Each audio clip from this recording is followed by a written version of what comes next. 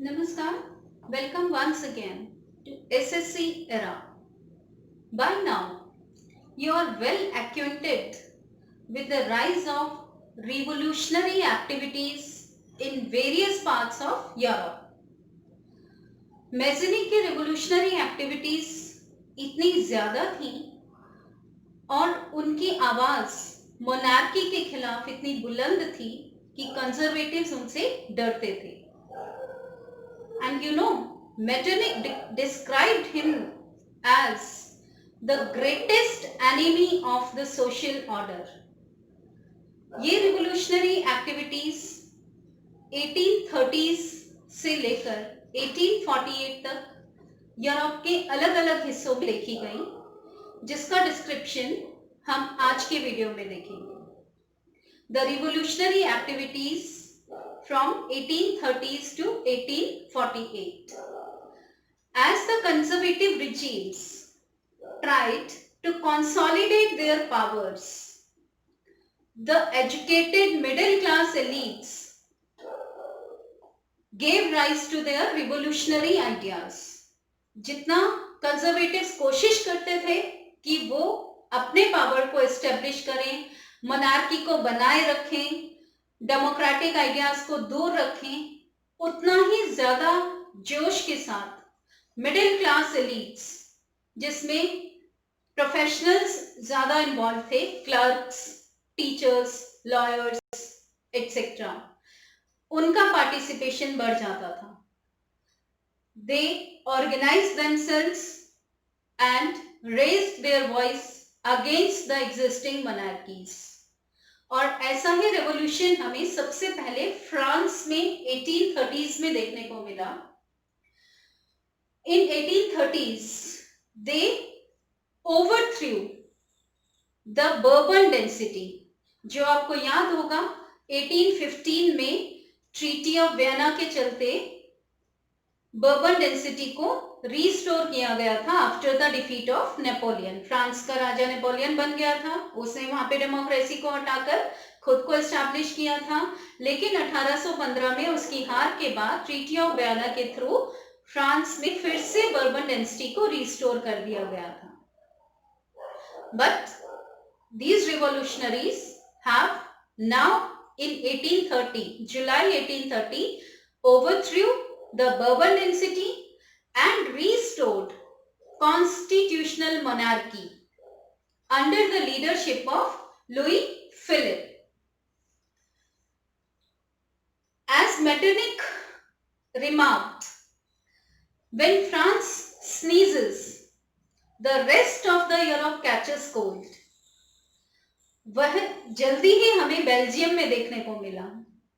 Brussels में भी ऐसी ही अपहीवल हुआ, अपराइजिंग हुई, और Belgium United Kingdom of Netherland से अलग होकर एक इंडिपेंडेंट राज्य बन गया. And another uprising was seen in Greece, which was under the Ottoman empire since 15th century. Greece is an important city, an important nation, जो एक एथेंस भी आपने नाम सुना होगा. ये एंशिएंट सिटीज में से हैं. बहुत सारे पोएट्स और राइटर्स ने इसको cradle of European civilisation, European culture, Europe का पालना कह के रेफर किया है, क्योंकि ये सबसे एंशिएंट सिविलाइजेशन यहाँ की मानी जाती है. तो इनके भी सेंटिमेंट्स एसोसिएटेड थे. तो जब देखा कि रिवोल्यूशनरी एक्टिविटीज बढ़ रही हैं, तो ग्रीक के लोगों में भी एक जोश आया. यहाँ के मिडिल क्लासेस ने भी खुद को ऑर्गेनाइज किया रिवोल्यूशनरी एक्टिविटीज में और ऑटोमन्स के खिलाफ आवाज उठाई. इनको सपोर्ट मिलने लगा जो ऑलरेडी एग्जाइल्ड ग्रीक पीपल थे, बाहर के देशों में रह रहे थे, उनका, पोएट्स का, ऑथर्स का, और जो भी ग्रीक की एंशिएंट कल्चर में बिलीव करते थे, वो सब इन रेवोल्यूशनरीज के सपोर्ट में आ गए. यहां तक कि इंग्लिश पोएट ब्रायन ने तो रिसोर्सेज भी कलेक्ट करने शुरू किए, फंड्स इकट्ठे करने शुरू किए, और ना सिर्फ फंड इकट्ठे किए बल्कि उन्होंने इसमें अपने आप को सेना में भर्ती कराया और युद्ध में हिस्सा भी लिया. अनफॉर्चुनेटली बुखार के कारण 1824 में उनकी डेथ हो गई, बट रिवोल्यूशनरी एक्टिविटीज चलती रही और at last in 1832 through the treaty of Constantinople Greek became an independent nation जो ऑटोमन एम्पायर से अलग हो गया और अपने आप में एक आजाद नेशन बन गया। ये जो कहानियां हैं ये सिर्फ नेशनलिस्ट फीलिंग्स के, वॉर की और टेरिटोरियल एक्सपेंशन की नहीं है। नेशनलिज्म को हम रोमांटिसिज्म से भी एसोसिएट करते हैं।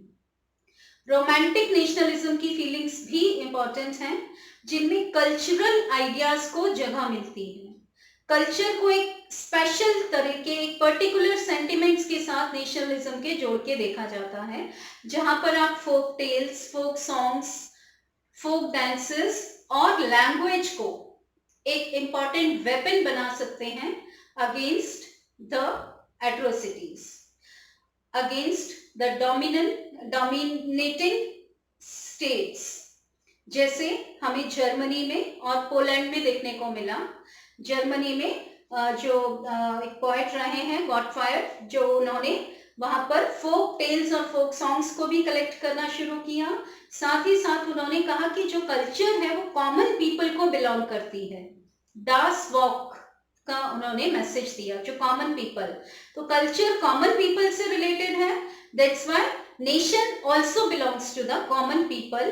It should not be in the hands of, the power should not be in the hands of few people only. This was the message he tried to deliver. ऐसे ही carol ने भी national जो folk songs और folk dances थे उनको एक national symbol for struggle बनाया।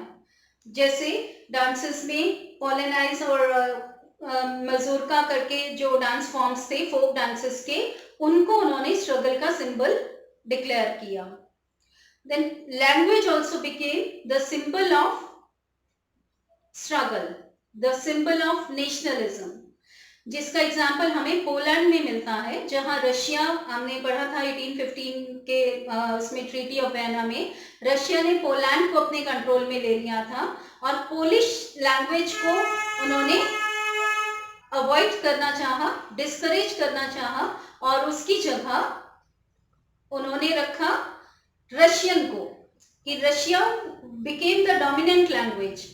लेकिन उसके खिलाफ भी ये जो रिवॉल्यूशन स्टार्ट किया वो क्लेरिजी ने शुरू किया। जब वो प्रेयर मीटिंग्स करते थे तो वो पॉलिश में प्रीच करते थे।